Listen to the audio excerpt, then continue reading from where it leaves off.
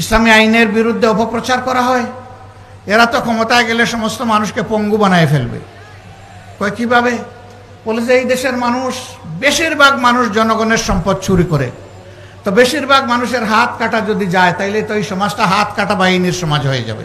না, হাত কাটা যাবে।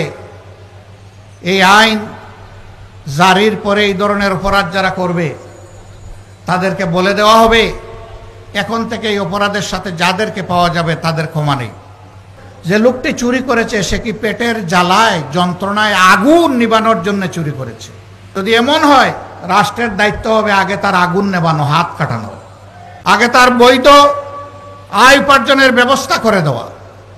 যদি সেরকম কিছু সক্ষমতা তার না থাকে তাহলে রাষ্ট্রকেই পরিবারের দায়িত্ব বহন করতে হবে। এরপরে লোভের বশবর্তী হয়ে কেউ যদি চুরি করে তাহলে দুই একটা হাত কাটা যাবে প্রকাশ্যে, গোপনে নয়, যাতে সারা দেশবাসী এটা থেকে শিক্ষা নেয়।